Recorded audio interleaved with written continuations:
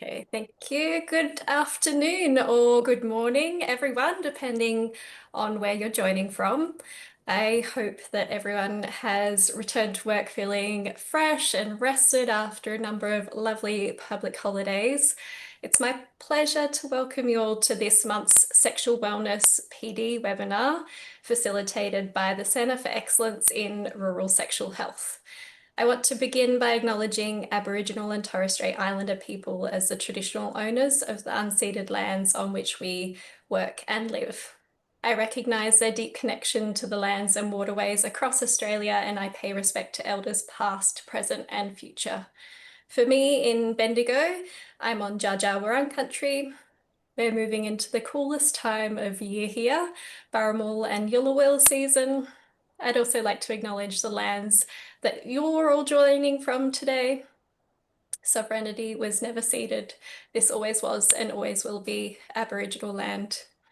In terms of housekeeping, just a reminder that this meeting is being recorded, and as always, we will upload the recording to our website and our YouTube as a professional development resource for others to access.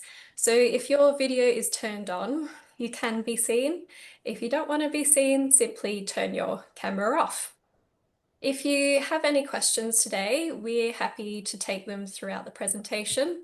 If they're particularly relevant at any point in time, you can pop them in the chat, or if you're comfortable, unmute yourself.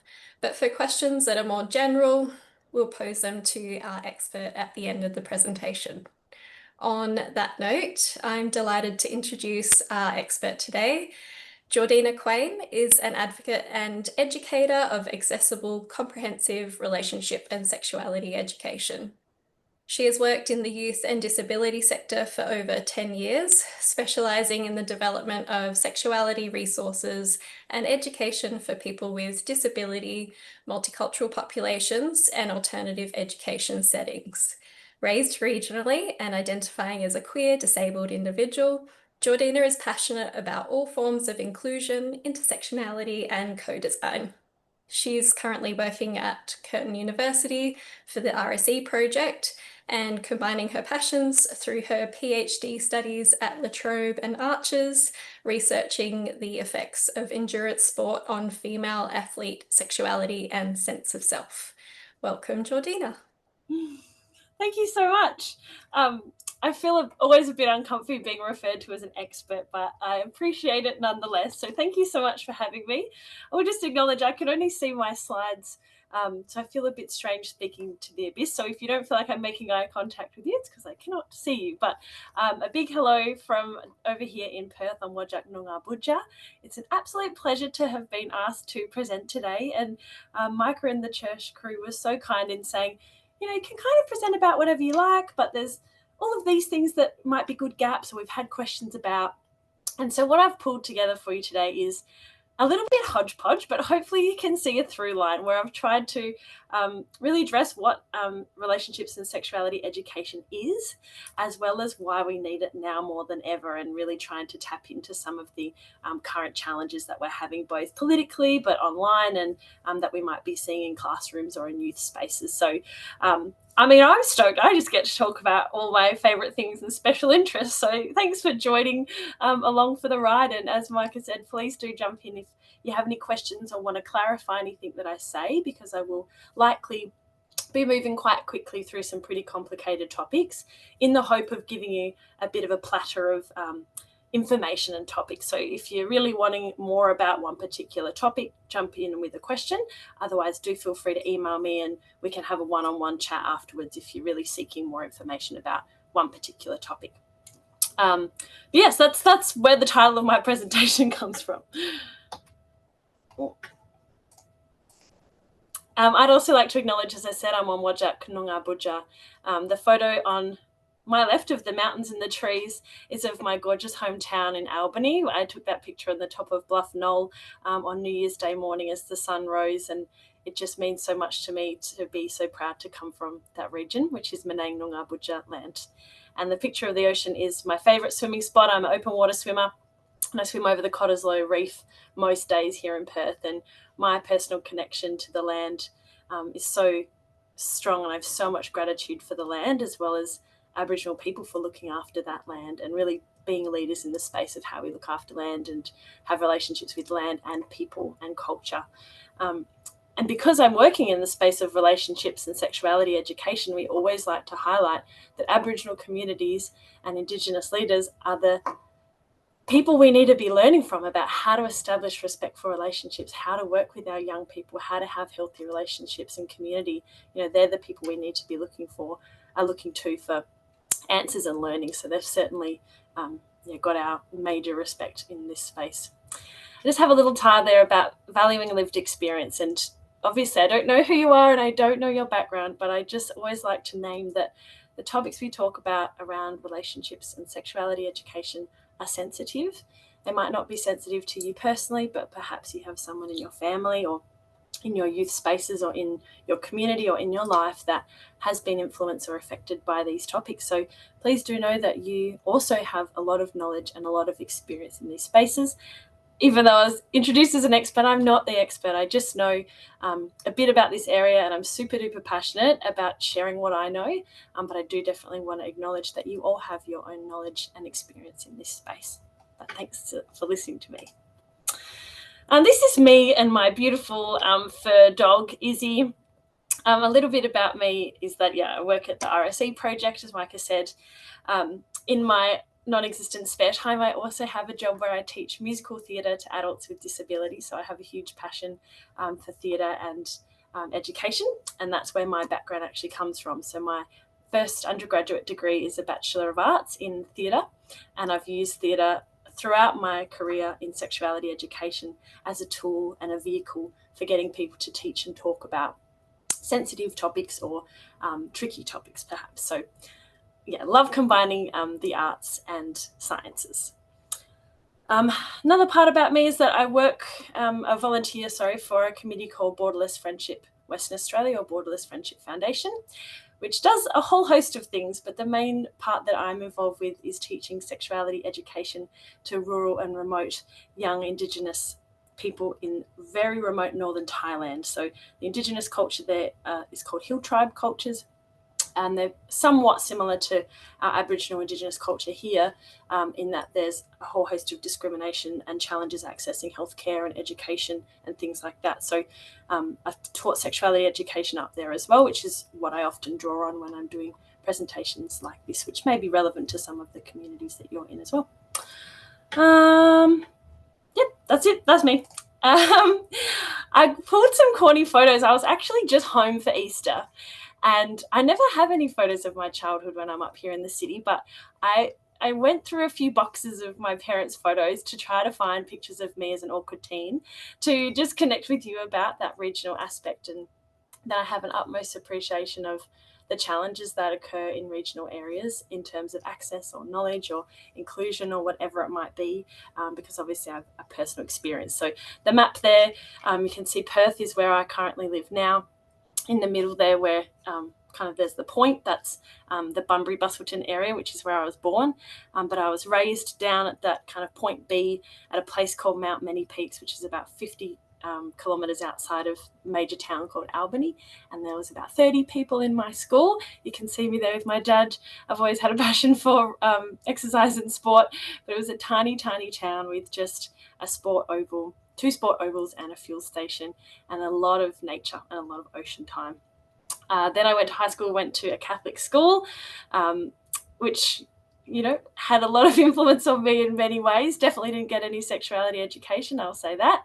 And then lastly, I ended up year 11 and 12 at the public high school, which is where we're wearing those funky looking blazers there, where I was lucky to be a head girl. So I've always had a real passion for community and nature and leadership, which you'll probably see today in my presentation if I keep to time. That's a bit about me. This is the plan I have today. I'll chat through the RSE project, which is who I work for, really give you a clear definition of what RSE is and why we need it. I always find that really important to start with because there's so many myths and misconceptions about what RSE is. And if you're out there needing to teach and talk about it, you're going to need to be advocating and knowing why it's important. So I'll give you all of that. I'll chat through the aspects that make RSE best practice, just briefly. And then I'll jump into some key issues that might be happening for our young people. So talking about sexual development, and we say typical sexual development quite purposefully. A bit about the online world, sending intimate images or nudes, sextortion. I also added sexfluences, this sexuality-related influences, a bit about human diversity, and I also added inclusive language. You can see I'm just going to yarn about lots of things.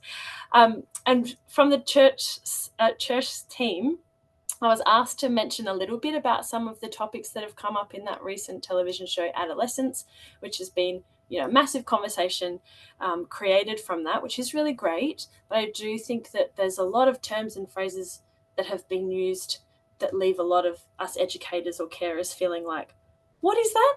What does that even mean? Where do I begin? So I'll try to give you a bit of like a one-on-one 101 intro into those topics so you feel a little bit more bolstered having those conversations. And then I'll finish with my favorite topic ever, which is how I believe sexuality education can change the world. So I'll see how I go for timing, but that's my plan. And yeah, please do jump in with questions or comments or anything as we go. That's what all of those question mark post-its there represent. Okay, so the RSE Project, we're based at Curtin University here in Perth, and it's on paper a research project, but it's a really practical one in the sense that we do much more training and development of teachers and schools to help them implement sexuality education. So rather than just doing research and kind of our main product being research papers and things like that, we're constantly delivering trainings like this, supporting schools to create policies or address inclusive issues in their school. Really practical on the ground project, which is why I love it so much. In terms of you all being, on the other side of the country, things that would be most relevant for you are that, like Church, we have recorded PD on our YouTube about a whole range of topics, mostly for educators, but applicable for nurses and carers and parents as well, about how to tackle things like gender inclusion, about sport, about pornography, about positive menstrual education conversations, like the whole gamut. So have a squiz on our YouTube. That QR code there will take you to the YouTube, as well as our Facebook, Instagram, and LinkedIn. And I'm just putting a promo on the Spotify. I'm a big music girly, and I've made playlists that link to different topics in the curriculum, such as healthy masculinity, healthy relationships, pleasure, positive queer lives, all kinds of things. So if you like having interactive classrooms or using music in the classroom or for conversation starters, head there. Hopefully it's helpful. But definitely something that we want to hear from you after this presentation. If you really need help with a resource or how to approach a topic, how to scaffold a topic, who might be able to help you with certain services in your area or in Australia, I'd really love to be kind of a hub for linking you to other people as well. But that's a bit about us. As I said, content warning, this can be and is sensitive content. And even for myself, as someone who's presented about these topics for a long, long time, I still feel a lot of emotions on the surface. So do, have a break, have a cup of tea, feel your feet on the floor, connect with your senses. If there's any point that you're feeling a bit uncomfy, log out. No one's going to get offended. It's recorded. You can jump in later. So please do know there's support. Either maybe in your team if you need to talk to a colleague or talk to a friend or family member, but also the professional lifeline and 1-800-RESPECT. Okay, so RSE, what is it and why do we need it? This is a pretty ugly slide. A lot of my slides are ugly, if I'm being honest with you. But I like to make sure there's a clear definition in case you're ever needing to kind of copy and paste it anywhere. You can use it from my slide. So from UNESCO, RSE is a curriculum-based process of teaching and learning about the cognitive, emotional, physical, and social aspects of sexuality. So a very broad range of things. The whole aim of RSE is to equip children and young people with knowledge, skills, attitudes, and values that empower them. So I really want to emphasize there that it's about giving options and choice. It is never, ever, ever telling people what to do or what's right or what's wrong. We give options and we say to people, based on your own value system, your beliefs, your culture, your religion, You decide how you live your life. You decide who you're in relationships with. You decide what contraception you like. It's all about empowering individuals to have knowledge and facts and to decide on their value system. So just busting that myth straight up.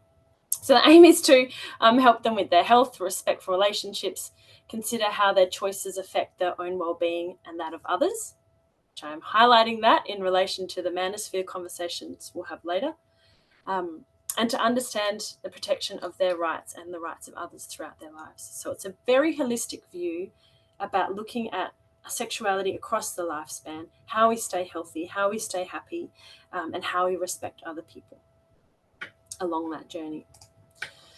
So these are all the facets of RSE that should be included. They're included in the Australian curriculum across the curriculum at age and stage appropriate levels.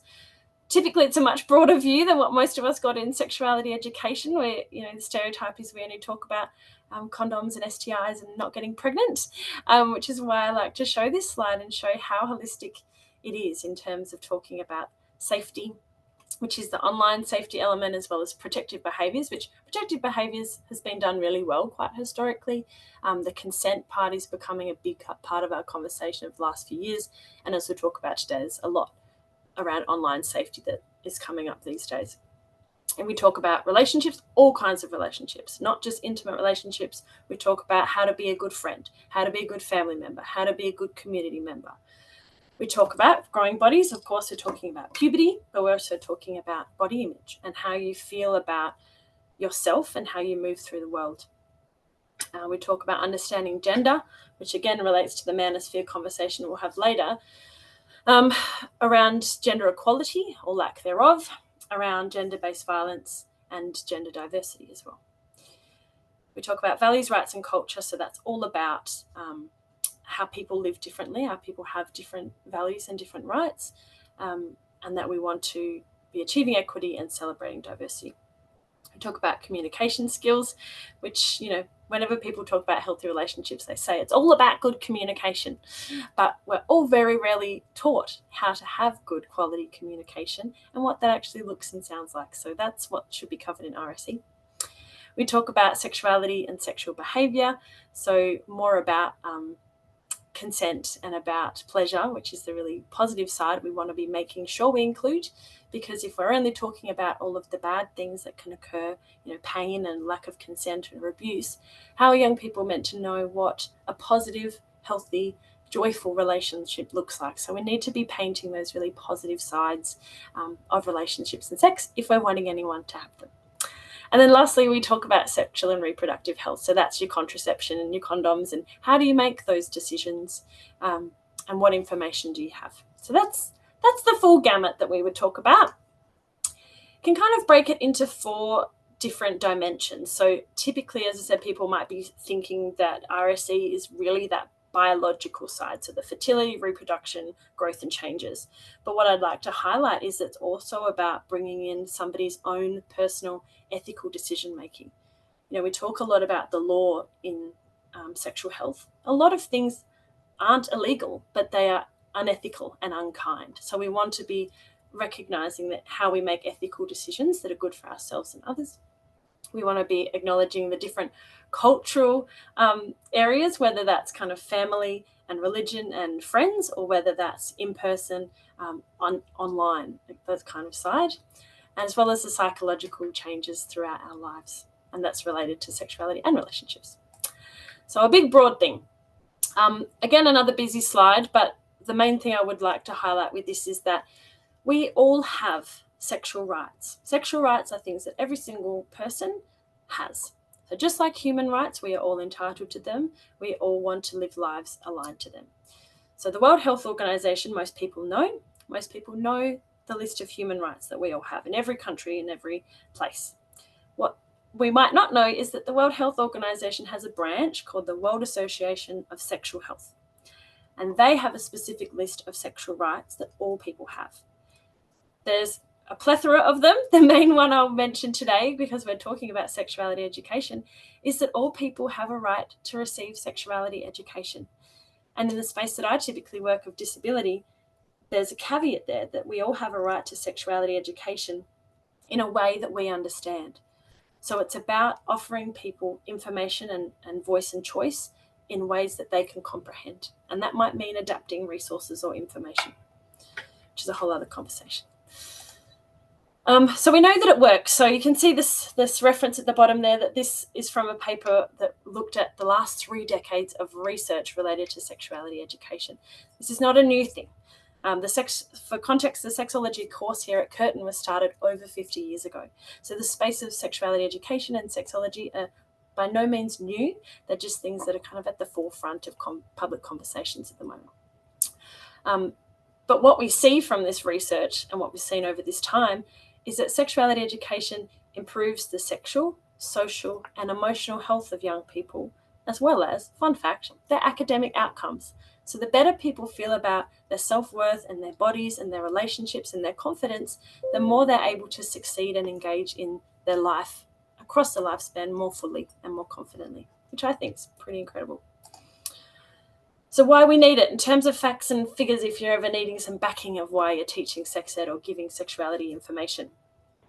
If people receive high quality sexuality education that looks at all of those facets that I had in those circles, young people and all people are more likely to seek help or speak out when they need it. So when we talk about abusive relationships and, why didn't people get help, or if people are depressed, why aren't they getting help? They should just get help. Getting help is a really tricky thing, and it's a skill in itself, especially when you're going through a hard time. So it's not something that's easy to do, but it's something that RSE has shown to increase people's capability of agency to seek help. It's shown that people are more likely to practice safer sex, which means they're having less STIs and unwanted pregnancies or unplanned pregnancies. If people have good RSE, they're more likely to have consented to their first sexual experience rather than feeling pressured or feeling like they did it because everyone else in their year group was doing it.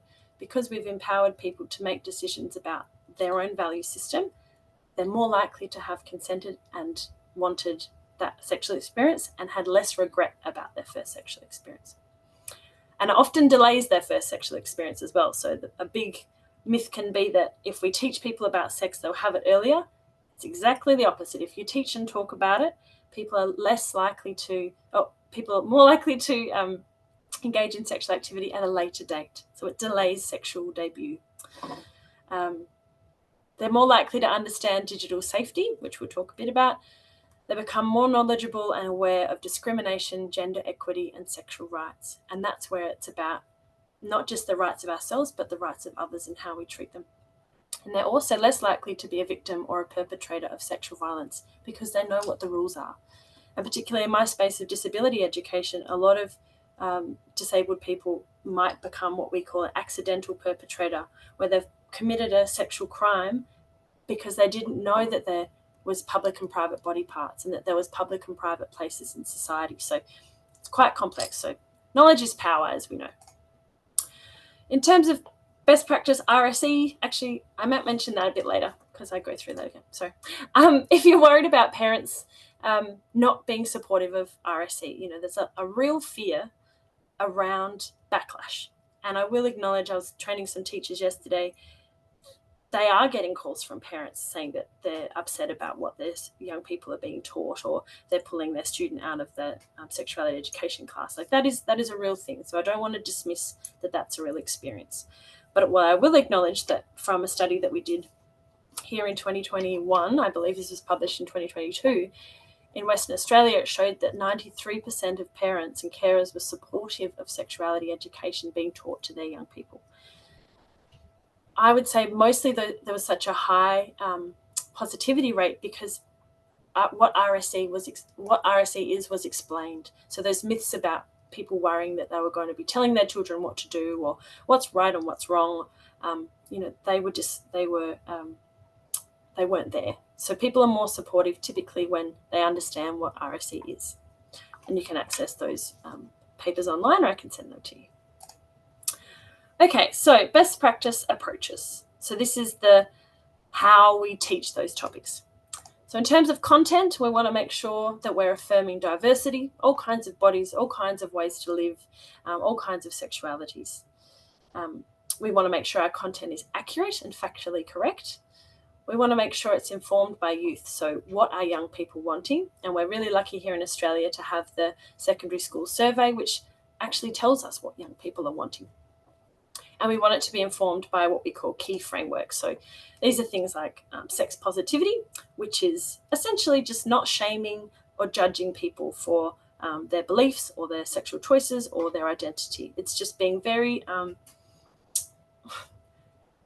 factual, I suppose. Some people do this, some people do this. These are your choices. We want to make sure it's rights-based and gender transformative. In terms of delivery, this looks like offering a holistic view of RSE. So that broader circle picture that I showed rather than just, condoms and bananas. We want to make sure that their facilitators, the teachers or the nurses or the parents or whoever it might be, are feeling confident and competent to deliver it. That's the ideal, which is why my whole work exists, because we're trying to help teachers feel more comfortable to do that. And we want to create a safe space and have sound evaluation. So safe space would be things like making sure it's a culturally safe space. We encourage participation, but we don't pick on people, and that it's trauma informed in how we set things up from start to finish and during. So at this point, I just want to flag that I'm aware, especially because my main job is training teachers, I'm aware that RSE can sound like something that only teachers do, or perhaps only parents do. So I really want to confirm that you, whatever role you're in, has a role to play in RSE. And that's because of something called a whole school approach, or sometimes called health promoting schools framework. Essentially, what a whole school approach means is that we don't just want the conversations about equity and respect to happen in a classroom and to happen in isolation. A big part of best practice is making sure we're having those conversations and those role modelings in the whole of school area. It's happening in the sporting clubs when people are going there. It's happening in the broader community events that we're seeing. So we're wanting to really take that learning and spread it kind of across a young person's whole experience. And again, for me specifically in a disability space, that's really about making sure people know that certain rules don't just apply to certain spaces. It's something that needs to be role modeled everywhere. So whoever you are always a leader in how you interact with your colleagues, how you interact with young people, how you interact with parents. And if you're doing that respectfully, if you're really listening, and if you're being empathetic, like that is role modeling, and that is essentially a part of what we call a whole of school approach. So there's 3 core elements to the whole of school approach. The curriculum is essentially the kind of in-school part. The ethos and environment is more around policies and how we train staff, whether that's school nurses, school psychs, school teachers, or the person at the front desk. And then it's the parents and community element, which is more so where perhaps your community nurse roles are, your social work roles are, police, YMCA staff, all those kinds of positions are that parents and community role. Okay, how am I going for time? Yapping on already. All right, okay, I'm all right. All right, so some key issues. Please jump in, Mike or anyone, if there was any questions in the chat. As I said, I can't see, I'm sorry. But key issues. I'll start with a bit of an overview. As I said, I'm not too sure how much you all know about this area specifically, so I'm just going to assume and start with all the info. So quick overview. This is from that secondary school survey that I mentioned earlier. We have these kinds of statistics. So we know that about 25% of year 10s and about 50% of year 12s are sexually active. The asterisk there means that sexually active is quite a broad term and doesn't necessarily mean penetrative sex. It might mean other kinds of sexual acts. We know that about 65% of these numbers have engaged in what we would call highly intimate behavior. So that might be more around penetration. We know that there's a lot of young people who have experienced abuse or neglect or are currently experiencing abuse and neglect, and that does cover the physical, psychological, sexual neglect and witnessing of domestic violence. So not necessarily being the person that's being hurt or harmed or victimized, but witnessing it has an impact as well, of course. And we mention this because when we talk about having a trauma-informed approach, it's really not about having a tick box thing. We're doing the trauma-informed approach because it's a phrase we all use now. We really want to highlight that we're doing that because you just, as you know, we don't know who has had these experiences. And any space we're in, we sadly want to assume that somebody has had unwanted sexual experiences or has witnessed some kind of abuse, because it means we come at our topics from a very realistic, a very sensitive, and a very caring way, and that we're understanding if people are having reactions to our content, it might be because they're having very real experiences of that themselves. So sometimes people can think of young people as being very young and naive and not having experienced a lot of the tricky things that we might experience as adults, but they're still a part of that percentage, and they might be children of people who have experienced those things. So it's pretty complicated.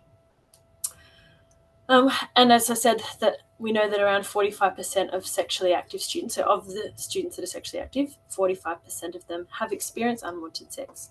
So that's why us talking about consent and us talking about coercion and about making informed decisions based on your value system is really important, and it's very real and it's very relevant.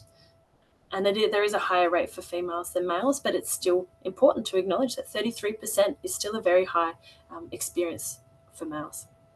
A couple of other quick comments there around condom use. So there seems to be quite a positive attitude around condom use, but yet quite a low usage of actually doing it. So like, yay, we feel really good about condoms, but then we're not actually using them, which relates to my last point there, which is that most young people might know condoms are good, they might know how to use them, they might know where to get them, but the thing that they're typically wanting more education and support around is how do you have conversations about the grey area? How do you ask somebody to use a condom? What do you do if they say no?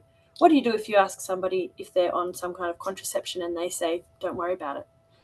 These are tricky grey areas of negotiation that when people are feeling vulnerable or sensitive or they're naked or whatever it might be, it's even harder to feel, empowered and able to ask for what you want. So I'd say there's some of that at play there. A very positive attitudes about STI testing. So young people think, yep, STI testing, great, that's important, we should do it. But again, quite low uptake. So people might be thinking, I would know if I had an STI, I'd know if my partner had an STI. You can tell if someone's clean, which is not very kind language. But we want to be talking about how you might not actually know because you might not be able to see, and it's just good practice to get an STI test. When I used to work as a peer educator, back when I was classed as a young person before I aged out at the tragic age of 25, lost my job, I was a peer educator and taught other young people. And what we'd often say was a really good number for knowing like when to get an STI check would be, okay, let's imagine you get an STI check and it comes back and it's positive. How many people would you feel comfortable having to then tell that you were positive? So, that might mean like people might be thinking, I'll get one once a year. But if you have sex with a different person every week, that's a lot of people you're needing to tell. So that was a helpful kind of framing. And yeah, just as I said, people are wanting to know more about the grey area, the social things. How do you ask someone out? How do you break up with somebody? How do you, ask for what you want in the bedroom, whatever it might be. Young people are wanting more around the social topics rather than the biological. This is a grab again from the SASH survey, so the secondary school survey, about kind of typical development and behaviours. And we say typical because obviously there's people who fit outside of these numbers who have they may never have had any sexual experiences. So for your information, I think that the pornography one often surprises people. So 13.6 years of age is the mean age, which is interesting because according to this, that people are seeing pornography before they masturbate, which I think typically people might assume it's a different way around. And they're doing those things before they're kissing someone at 14.5 years of age. So yeah, it's just an interesting benchmark. I think if you're not aware of what ages these might be occurring, through to, you can see anal sex being 15.8 years of age. So for context around the law, technically young people can't consent unable to consent in the eyes of the law until the age of 16. So you can see how if we start talking about safer sex and sexual practices at 16, it looks like most of our young people have already done a lot of those things by then. So we're really wanting to do that a lot earlier. So for pornography, these things are in the curriculum, talking about digital literacy and things like that. It's needing to occur around the ages of 13, if not before. All parents could be talking about it whenever they like. Okay, a bit about the online world. I know it can be big and scary, and I know it can seem like there's a lot. I personally feel like that, and I work in this space. I just feel like I could never be across it because it moves so fast. I guess the main point is that we try to have a harm minimization approach around media literacy and about the online world. So telling people that they should never do that, or that's wrong, or taking phones away, taking internet away, things like that, very rarely help people tackle the challenges that they might be having online. So we're wanting to say, if you're going to use these things, these are how you use them. Harm minimization is, tried and tested technique in public health, has been for decades. I've put a note there from a great piece of research out of ARCSHS from LaTrobe, which says that, I found it really positive, that teenagers actually engage with online spaces a lot more thoughtfully than we often give them credit for. I think it's very easy to talk about young people as, one homogenous group who are all doing bad things online and don't understand online contexts and consequences and things. But our research is showing that they actually deserve a lot more credit for how they engage and monitor themselves online. They often know how to access credible information, and they search for diverse sources, so they know not to just get information from one place. And they know how to navigate content in ways that reflect their needs. So they are the digital natives. They deserve a bit more credit about how they engage themselves online, I would say. And when we're talking about what to address in the online world, we want to have that holistic view, not just telling people not to watch porn or not to send a nude. It's so much bigger than that. So we might want to be talking about managing your time online and how engaging in online spaces might impact our mental health or our behaviours, or they might be addictive. Talking about personal data and your general reputation and how you engage yourself online and how it's tracked and it might influence your life later, etc., etc.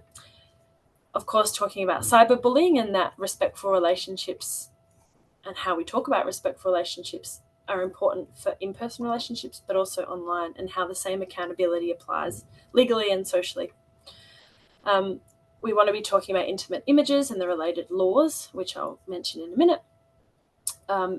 The critical analysis of online content, which is that research shows that they already do pretty well. About managing your algorithms, so teaching that the longer any content that you look at online is contributing to your algorithm and therefore giving you information aligned to that algorithm, which again links to the manosphere conversation. Mentioning AI and how we might use it to interact with other people, and maybe the strengths and challenges of AI, which again, whole other conversation.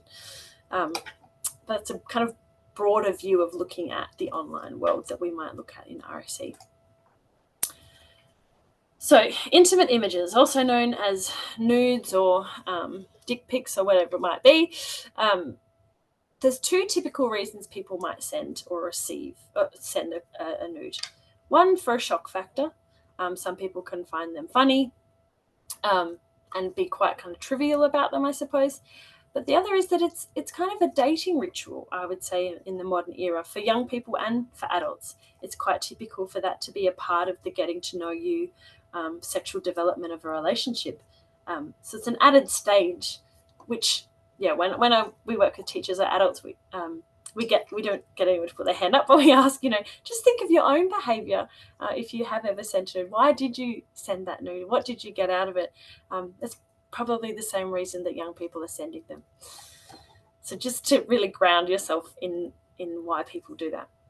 In terms of statistically, most Aussie students 14 to 18, this is the 2021 stats, 83 had received a sexually explicit text, so words.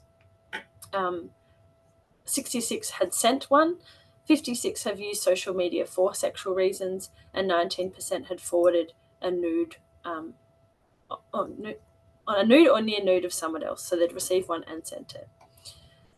And okay, legally, it's a very outdated law that hasn't caught up with how we're using the internet and online spaces currently.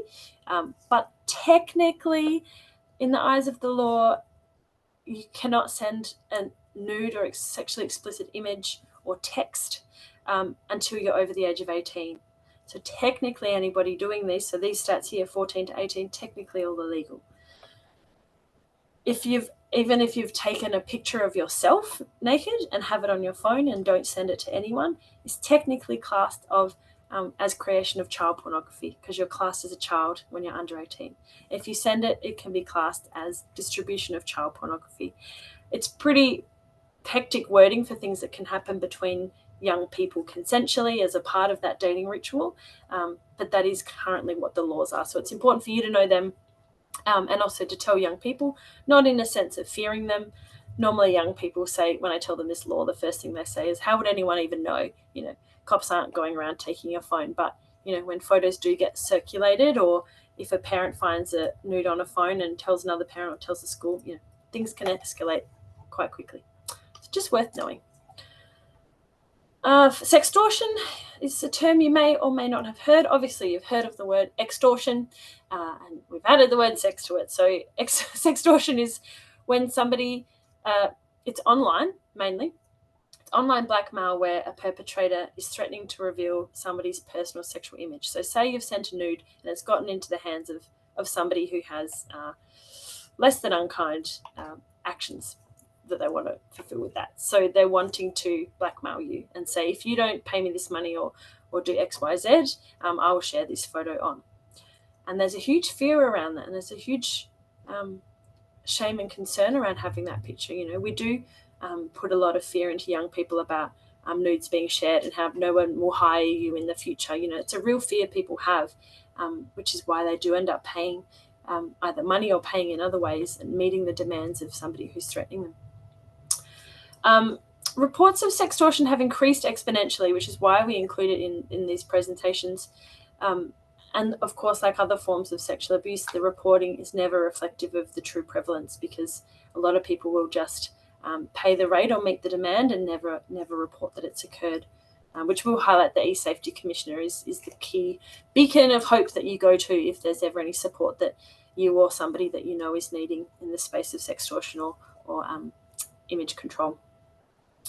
So currently, the most victims of sextortion are actually males, which I think often surprises people. Female sexuality is typically what has been more so weaponized historically, but in terms of sextortion, it's typically male. So 92% was what they said at the last e-safety training that I went to, and typically between the ages of 18 and 24 years old. So in the space of schools, you might be thinking that's outside of school age, it's irrelevant. But of course, knowing we want to equip people with information before something ever occurs, we're wanting to be teaching and talking about this topic probably in those later years of year 11 and 12 in terms of sextortion. And deepfakes, of course, have added a huge extra layer of complexity, because you may never have even sent an image of yourself, but somebody has created one that looks almost exactly like you. So I can see how there's a lot of discomfort and unrest around these topics at the moment. It's pretty scary. All right, sexfluencers, which is the word I can never say. Another busy slide. Essentially, a sexfluencer is anybody who is online teaching or talking about sexual health, sexuality, sexual behavior, anything like that. A great article was released on ABC News about this, which offered a very balanced perspective, which is acknowledging that there are benefits, risks, and some tips. So I just summarised them there for you. In terms of benefits, so I guess with all things in sexuality education, we're never wanting to say this is bad and this is good and this is right and this is wrong. We're wanting to offer a very balanced view and offer education and information for people to make their decisions. So there are benefits, and the benefits are around representation of diverse identities and experiences of people who young people might not see reflected in their school or their community, but they're finding people online who look or sound or have the similar experience to them. There can be a lot of sex positivity online, especially around typically kind of taboo topics around female pleasure, masturbation, kink, and consent. People often feel safe to learn online. Can can be a bit awkward to ask a friend or ask a question in a class, but there is an element of perceived safety, at least, online to learn about these things. So that can be really great. It's relatable content that is often very shame-free, depending on where you're looking. But a lot of the really popular sex influencers are very much about embracing your body, embracing difference, and being sex positive, etc. And there's a lot of professionals, RSE Projects on Instagram and such. There's a lot of professionals that are on there and using the platforms to share specific sexual health content or consent content. There's really great benefits to that. Of course, there's some risks, which are mostly that obviously the influencer space is self-regulated. So people don't necessarily have degrees or qualifications. It's not necessarily research or evidence-backed, which can be mean that people are sharing their personal views, which may have elements of shame and may have elements of inaccuracy. There's potential for incorrect or harmful advice that comes from that. And it can be driven often by the interest of people who are wanting to get famous and get attention, or to sell something. So sometimes there's a lot of what seems like very factual information shared about sex. And then at the end, it's like, buy my new lube product or something like that. So as I've said, the really great thing about young people is that they are very critical and aware in online spaces. But for you, or if you're an educator or a parent or talking about these topics, some things to point out in terms of knowing the difference between, a credible source online on social media platforms versus not so credible would be these things. So wondering who benefits from that perspective, being cautious of people trying to sell you something that's a quick fix. Is the influencer making sure that they're sharing their own lived experience and not painting all experiences with their own? Have they, this is classic researcher comment, have they used research and cited their sources? Typically no. But they might, that doesn't mean they don't have them. Are you encouraged to seek professional advice or professional help? And as I said, are they trying to sell you something? So we'd always talk about young people are getting information about sex and relationships from all spaces, and this is just one of them. Okay, human diversity. Right. So I'm again going to do just a bit of a 101 approach to this. This is a very important topic when we're talking about minority groups who are especially being targeted at the moment in our political climate. So I'd like to share some facts. So here are some facts. So firstly, I'll start with sex. So start at the top in the yellow. So we might call this sex or biological sex. What that means is what you're born with, essentially. So your sex is made up of your internal genitalia, so things like your uterus, external genitalia, so things like a penis, testicles, vulva, your hormones, so your testosterone, and your chromosomes. So there's 4 elements to our biological sex. And obviously there can be a challenge with that because people are assuming sex based on just that one thing, just the external genitalia. So for this reason, people can have 3 types. There's 3 types of sex. So there's a male sex, female, and what we call intersex, which is roughly 1.7% of the population. So intersex people are anyone whose biological sex doesn't wholly fit in those 4 categories. It's not wholly male or wholly female. So you might have, a vulva and a uterus and female chromosomes, but you might have, very, very, very high testosterone, which might mean that you produce things like facial hair and have a lower voice, perhaps. There's so many different types of intersex variations because, as you can appreciate, humans are varied. And if you can, plot any experience on those 4 categories of biological sex, that person exists.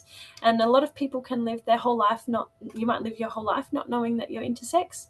Sometimes people learn that they're intersex perhaps when they are trying to get pregnant. They might find out that they don't actually have a uterus. Or they're trying to get someone else pregnant, they might find out they don't have internal genitalia system that works well, or they don't have high enough testosterone, things like that. So you can't tell if somebody's intersex from looking at them, essentially. But it is very prevalent. So we always use the stat that it's a very similar percentage to how many people have red hair in the world.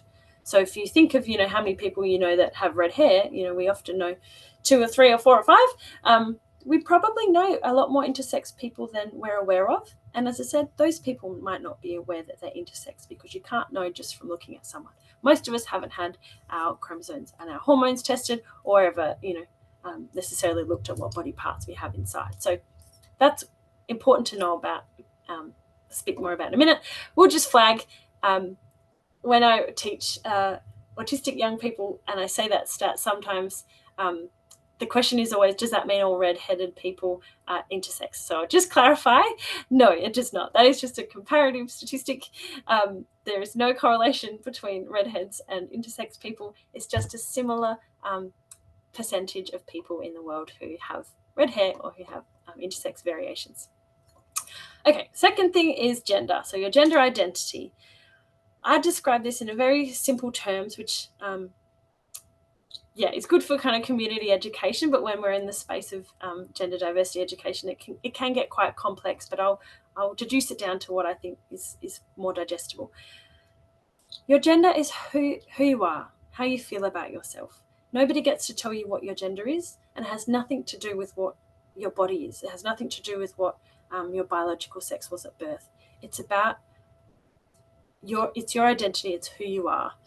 I have so many stories that I want to tell, but I'm aware of the time, so I won't go into them. But if anybody does have any challenges understanding the gender identity side of things, I have can go into that more in one-on-one conversations or send through some support resources. But what I'd really just like to emphasize is that it has nothing to do with your physical body. This is your identity. This is who you are, essentially.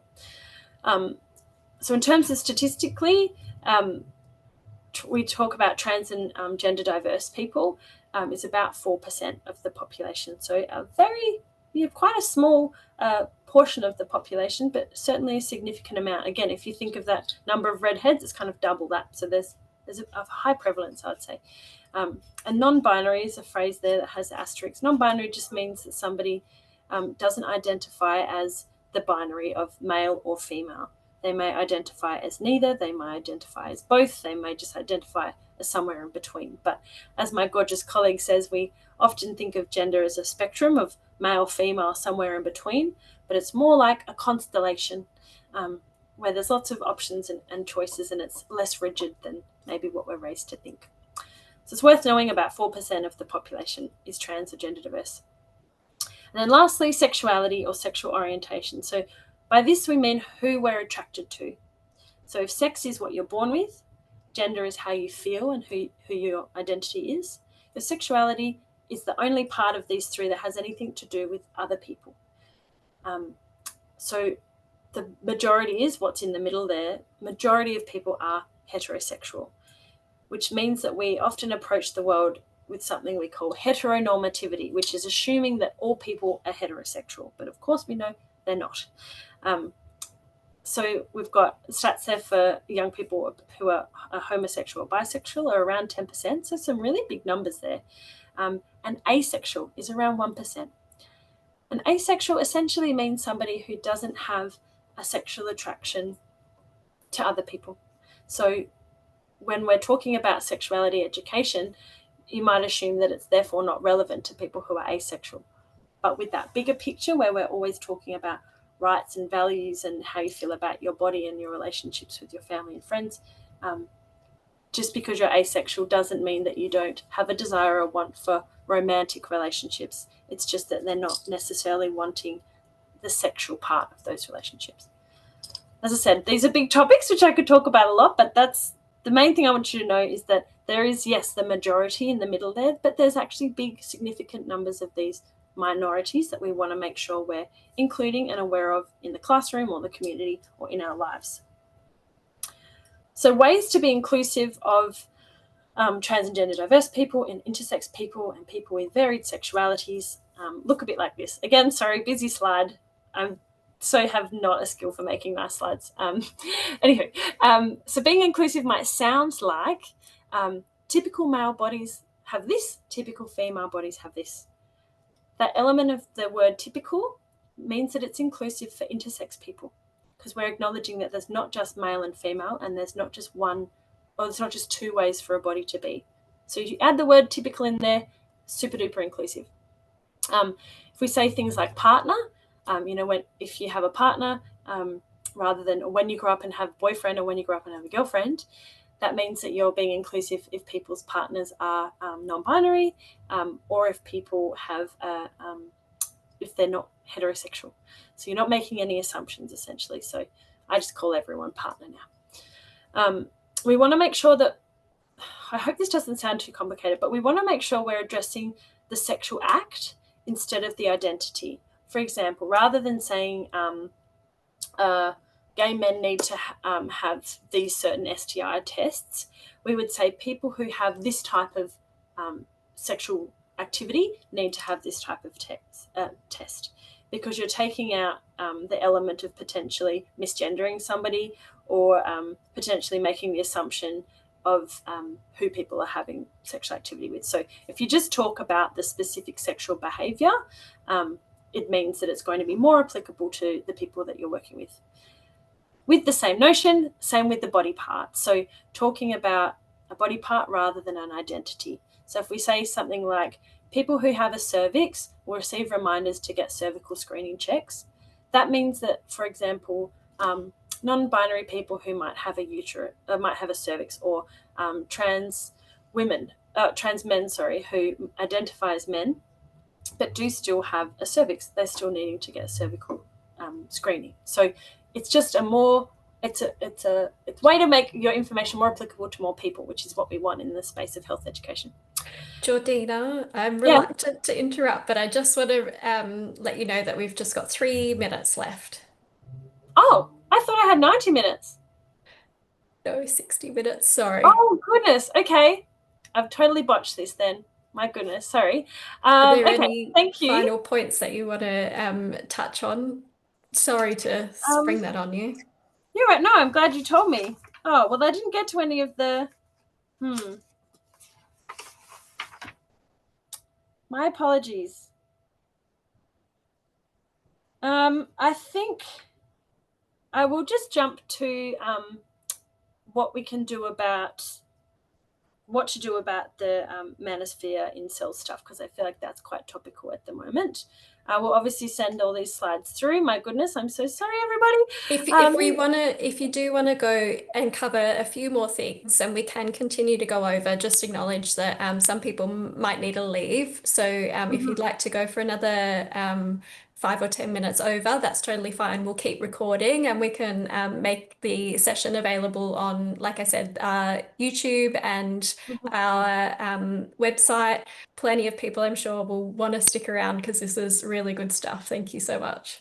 Oh, I'm so sorry, everyone. Sorry, Micah. Thank you for telling me. It's okay. I will whip through this. Okay, so essentially, as I said, the straight adolescence has meant that the topics of the manosphere and incels and things have really come to the surface of public conversation. So they've been there for a really long time. You know, us as sexologists and sex educators have known about them, but it's become a part of public discourse. So it was something I was asked to address, which I'll very quickly address. My apologies. All right, so we're getting a lot of messages saying that they're happy to stick around. So don't stress, please take your time. And like I said, we're recording the session too. So if anyone needs to leave, please access it on our YouTube or website. Go ahead, Jordina. Thank you. I'll cut out the last bit, but I'll try to get through this. So thank you. Okay, so I just would love to acknowledge that I did a lot of research into this, because this is not necessarily my specialty. I'm more of a generalist, I suppose, so I know a little bit about everything. But this being such a topical area at the moment, I did a lot of research to make sure I could represent this well for you. And one thing I love in terms of knowledge translation is artists and people who can make complex topics accessible. And I found this gorgeous artist called Lily O'Farrell, who that's their tagline on Instagram is vulva. I mean, that would be fun too, vulgar drawings, where she did quite an in-depth review around incels and incel culture and created these infographic images to explain very complex language. So I'm using those today as signposts to show you a bit about it. So history, in summary, it's been around a long time, but it's something that has been hijacked by manosphere recently. So the term incel stands for involuntary celibate. So people who are not wanting to be celibate, but they are. You can see how there's an element of anger there. But incels are a part of something much broader called the manosphere. And it groups these four main groups together. So there's the pickup artistry, which might be known as the how we can kind of deceive or coerce women, and it is particularly women, into sleeping with us or being with us. So an element of trickery, I suppose. There's men going their own way, which sounds like a fun Fleetwood Mac quote, but it's not. And I will speak a little bit more about that in a minute. There's men's rights activists and there's incels. So incels are the most extreme of that bunch, but all four of those fit in what's called the manosphere. In terms of basic ideology, this is element of incel culture. So the involuntary celibate, as I said, usually young men who identify as having a lack of sexual experience with women. And because of this, they blame women and society. So they're not seeing it's any fault of theirs for not having had sexual experiences. It's all because of these women, excluding them and being mean to them and leaving them out. They have this belief around looks, that there's the chads, which is the male equivalent of the alpha. The chads are typically seen as blonde-haired and blue-eyed and really muscly, and like there's one ideology of masculinity. And then there's the Stacys, who are typically thin, white, blonde and blue-eyed as well, who are like the hot woman who's rejecting them. So a lot of this what we call lookism. So based on how people look, we're making a lot of assumptions whether they're a good person or a bad person, their wants, needs, desires, everything. So the whole 80-20 thing, which you may have heard of, and it was in the adolescence show, comes from this lookism. So they say that the top 80% of women, so again, we're ranking women, which is already seeing them as an object. The top 80% of women are selectively only dating the top 20% of men. And so the problem is that women are too picky and women aren't picking all kinds of men, therefore we can be angry at them, is kind of the broad strokes ideology. So that's that 80-20, which me from an exercise background is like 80% food, 20% exercise. No, not like that at all. Okay, it does seem like there's a lot of elements. You do not have to remember all of this, but I highlight them because I think it's important to just know what they are. You don't necessarily have to do anything with this information. But there's incels, as I mentioned, there's doomers, and there's the alt-right. So doomers can be a part of all of these groups. So doomers are young men, typically, who are very depressed, defeated, and feeling very isolated from society. And I want to highlight that term isolation for something I'll raise in a minute. They might have an addiction or have an element of, we're all going to die anyway, what's the point? Like very defeatist, as it says, very like everything sucks, the world sucks, that like very depressive mood. And it is, as I said, worth being aware of these groups because people can be in all three elements of the identities, but they go from kind of doomer, the people who think the world sucks and everything's bad, through to the more extreme incel alt-right. So in terms of why I think people like incels and the alt-right can be really dangerous and quite scary is because they're often linked to not just unhealthy, extremely misogynistic views of women, but they are also tied to a lot of attacks on women. And there's a lot of recording of these attacks that have been driven by men who are angry at women. It's not necessarily in the public eye, but they exist. And there's this phrase called going ER, which is linked to this case in 2014 about Elliot Rodger, who killed 6 people and injured 14, mostly women. And specifically linked that it was because he was being punished and rejected by women. So this is not just something that happens in an online space. We don't have to worry about it. These are things that happen in the online space and are, of course, flowing through into the real world. That's a bit complicated. Okay, so they also in the show mentioned the pill or the matrix elements of conversation. So blue pill is seen as people who are normies, so they're feminist, they're progressive, they believe that women are equal to men, and believe in kind of equal rights for all people. So that's a blue pill. Red pill is people who believe that in their eyes they've woken up to the truth. They believe that female oppression is a myth and that men are actually the ones that are really oppressed and the ones that need support and are struggling. So kind of anything related to female oppression is a myth. And then the black pill is the most extreme, where they believe that the system is broken and that only conventionally attractive people will succeed at life and that incels will suffer forever.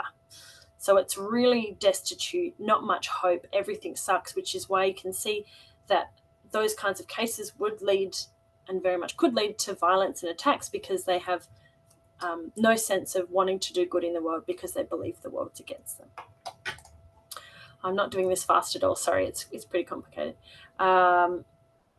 Okay. No, it's great. Please keep going. This is good stuff. And most of our participants are still here and it's been recorded. Thank you.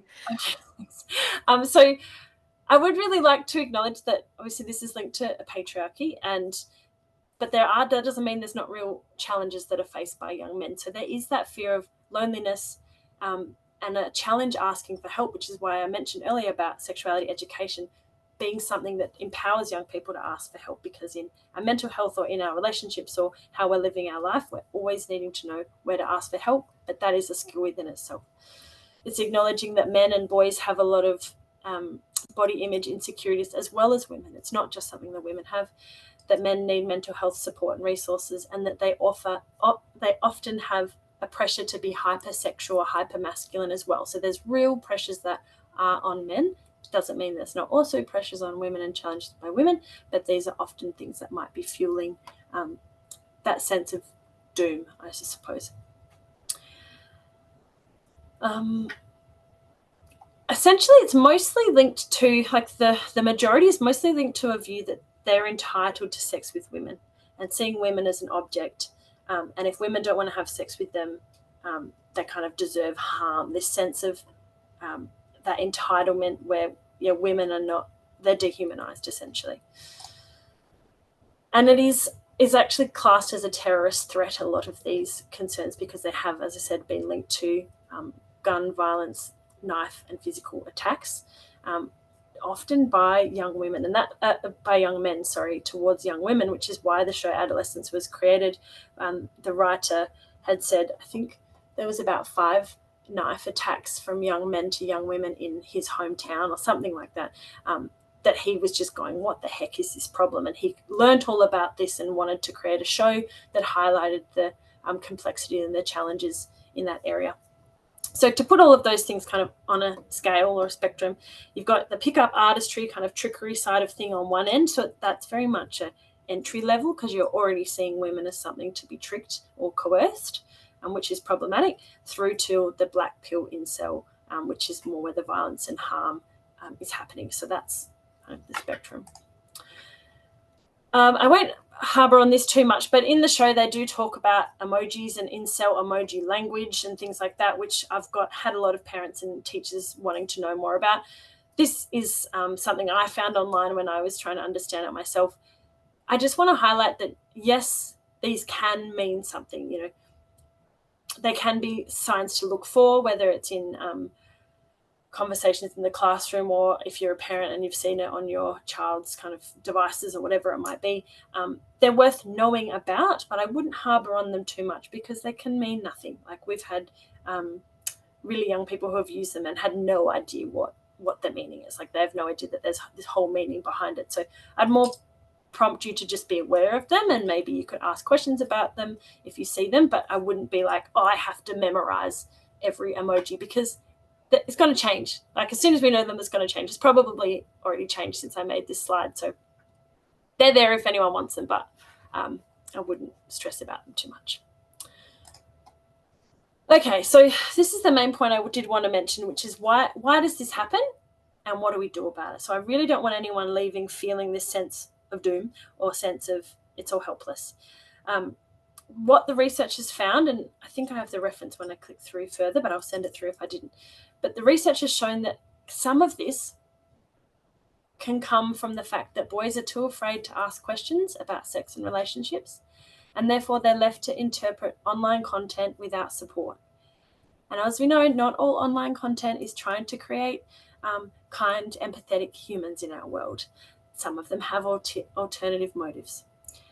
And it's the silence of us not having these conversations with young people that does leave them in a vacuum, which is often filled by misogynistic content and influencers that are known for promoting harmful views about women, violence, and sexual assault. So if they're kind of flag posting themselves as a successful male with a leader and telling people, you're not the problem, it's all of these people. I mean, how often do we all love being told that we're not the problem and it's someone else? It's an easy message to listen to as a young person if nobody else is talking to you about these things. So it's often because of that gap. I could harbour on that a long time, but I won't. What to do? Yay, things to do. Make sure that we are including cisgender heterosexual boys in conversations about sex, relationships, and consent. Give them space to ask questions. Express uncertainty is a huge one. If anybody asks you about online content, the manosphere, incels, something like that, I think that is a great thing because they're flagging to you that they want your opinion or your input, or at least that they're aware enough that they might need somebody else's perspective on this. So if you shut it down and say, like, you shouldn't be asking about that, you shouldn't even know about that, how dare you bring that up in my class, or whatever it might be, you're kind of pushing those people more potentially to those spaces where people are answering their questions.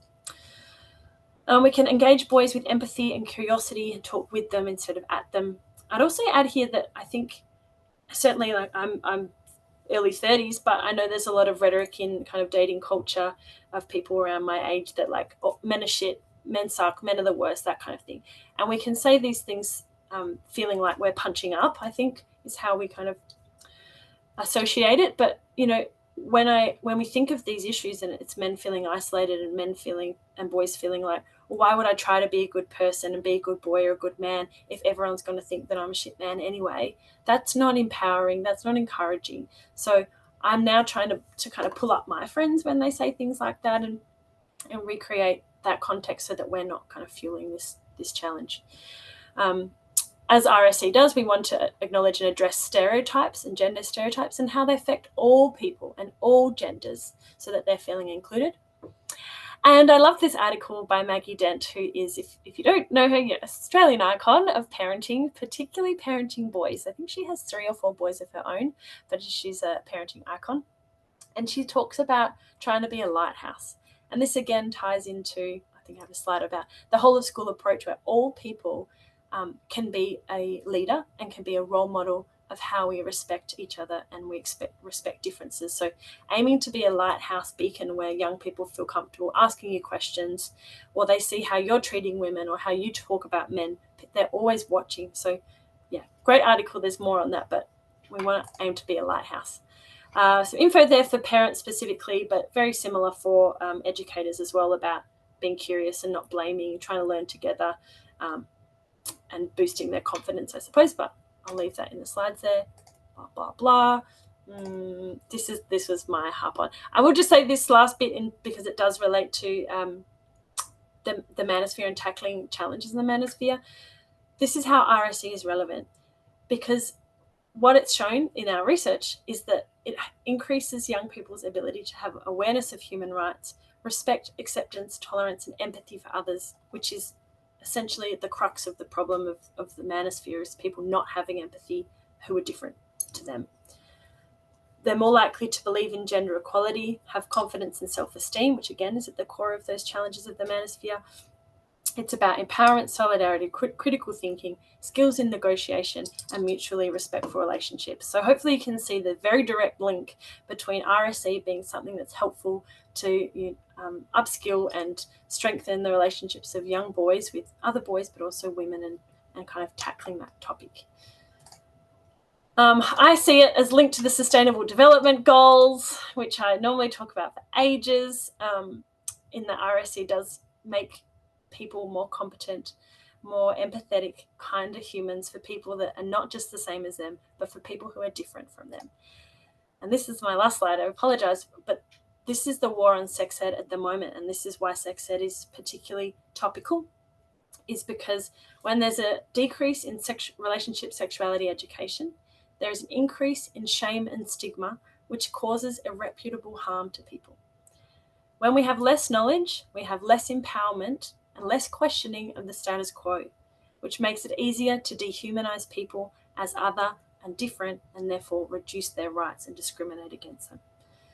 So the more we acknowledge and celebrate diversity, the more we help protect and support the health and well-being of all people. And this is how I see sex ed, as a vehicle to positively change the world in all the best ways. I've got heaps of resource lists. If there's anything that you're particularly wanting support on, I'll send them through. You have great organisations, whatever state or territory you're in. The Family Planning Organisation, your AIDS councils are really great, and the E-Safety Commissioner, particularly for the online options, online topics, sorry. Thank you. Sorry. Again, there's the RSE links. There's my email and LinkedIn if you'd like to get in touch with me. But yeah, main thing is there's hope. We've already got the tried and tested way to help a lot of these challenges in the world. It's through respectful, engaged conversations, and it's through RSE. So please get in contact if you want a resource or any training or support or anything at all that I can do to help us support you to teach or talk about these things. I'm so grateful for you coming. I'm so grateful to be hosted, and apologies again for going over, but thank you for staying. Thanks so much, Jordina. And I feel so guilty that I rushed you because and I'm sorry, but you expertly broke down and explained some really massive, important concepts. So we're so grateful. You truly are an expert. And there's been a lot of really lovely comments coming through in the chat. And I would like to, oh, there's my head. Um, invite anyone if they feel comfortable to unmute themselves and ask Jordina a question, or you can pop it through on the chat, and we can see it and pose it to Jordina as well. Otherwise, you saw on her slides her contact details, so please get in touch if you'd like to. And I'll pause in case someone wants to unmute themselves. Hi, Geordie. Annabelle here. I was just wanting to have, can you hear me properly, by the way? Yeah. Okay, great. I was just wondering, going back to the question when we were talking about intersex and the percentage being 1.7%, we talk about the fact that there could be, well, there is likely a lot of people who are intersex and they don't know it. So does that percentage account for that proportion of people as well, or is that percentage based off of people that have had their hormones tested or have, by one way or another, been like identified that they are intersex? Yeah, great question. So, yeah, like a lot of things, it's not going to be exactly accurate because, as I said, people can go their whole life and not know they have an intersex variation, because there's so many different types of variations, and some may never impact somebody's life, and some will have a lot of impact. So it is that's the statistic they use, I believe, off of various research that they've looked into in terms of intersex people and population estimates, and also other countries who have been measuring it for a lot longer. So I don't even think we asked that question in the census, and you'll start to notice that whenever you fill out a form, when it says biological sex or sex, it says male or female. There's very rarely ever an option for intersex. So even when we can be gathering that data, we often don't, because people don't know about it. So yeah, I encourage you, if you work for an organisation or have anything to do with data collection or filling out forms or anything, that it's a great option to add, and it'll mean a lot to people who are intersex. So yes, definitely not as accurate as I would like it to be, but that's the current statistic that's used. Yeah, it's interesting. When I worked, well, I'm back working in the human resources space at the moment, but my previous organisation, we would ask, I think the terminology was other, when someone would select their gender, but then when we would input that into our systems, there was no place to record that. So we're asking the question, but then, as you say, it's not like technically being followed up. Yeah, and there can be a lot of actually being captured. There can be a lot of challenges even in research as well, where people ask gender, but they are actually meaning sex. So that's why I take a bit of time to go the difference between sex and gender, because often people are capturing incorrect information. And specifically for health services, you need to know both, because one is about what body parts somebody has, so therefore it will be linked to what sexual health tests they need, but you also need to know their gender identity, so you're knowing what their pronouns are and how to refer to them. So ideally both are captured, but you're right, it's the systems behind them that also have to. That's what I was going to say. It's the systems that have the like the barriers, I think, to it. Yeah, exactly. Thank you. You're welcome. Thank you. We've also had another question come through in the chat box. Someone has asked how to balance the social and cultural RSE content with the developmental stage content and the need to keep teens safe through focused education on biological safety related content. Okay, let me just reread that. Sorry. Yep. How to balance social cultural RSE, so as in the online RSE education from friends or online versus the developmental stage, and to keep kids safe. Hi, Jordina. It was me who asked the question. My name's Smriti, and I work in respectful relationships education in the NT in Darwin. And this is something that we get from schools a lot. That I understand that young people are asking for more of that social and cultural context, not just the legal, not just the biological safety-related content, but considering that young people are also famously impulsive and developmentally, their ability to process information is at that stage. We know what it's like when they're teenagers. How do we balance the two? How do we provide the information that they're wanting without minimizing the importance of safety as well, because they are also quite vulnerable? Great questions, Ruthie. So I'd definitely be saying it's still important to cover the what. So definitely not saying that we don't still cover the facts around things like protected behaviors or safer sex and things like that. So I'd be saying we cover the facts first, and then making sure we're building in conversations around like, yeah, it's great to know what a condom is and how to use it, but I recognize that it can be tricky to sometimes ask for somebody to use a condom. So I've done all kinds of activities that might be where some of the role play comes in, or case studies, or getting people to brainstorm, on a board, how like phrases you could use to ask somebody. So trying to get a bit creative about actually giving people the words that they need. And there's all these kinds of studies, there's all sorts of studies that show if you have practiced saying sentences or phrases in a context where you're not pressured, you're more likely to be able to say those sentences or phrases in a pressured environment. So whether that's in a nervous, vulnerable state of sex and sexuality, or whether that's in terms of abuse and unsafe. So that could be a strategy, but certainly want to emphasize that you're trying to do both. And I recognize that's a lot of conversations, but people still need to know the what, but they're kind of currently only being drilled with the what and none of the how. So I'm just emphasizing that even if you add a little bit in, even if you just acknowledge it, that's better than never giving them those skills for the kind of gray areas of sex and relationships. Beautiful. Thank you. Thanks so much for answering that. Thank you for your work. I hope I hear from you. I would love to work with more people in the NT. Yes, sure. I can email you. Thank you. Thank you so much. I think that was a really valuable question, and it sort of touches on how much educators are trying to cover in often a really small amount of time, and learning about health and sexuality and our bodies and relationships is a lifelong journey. It doesn't just happen in a 1 hour session once a term. So yeah, huge commendation to all educators that are doing the best with the resources they have, and to experts in the space like Jordina.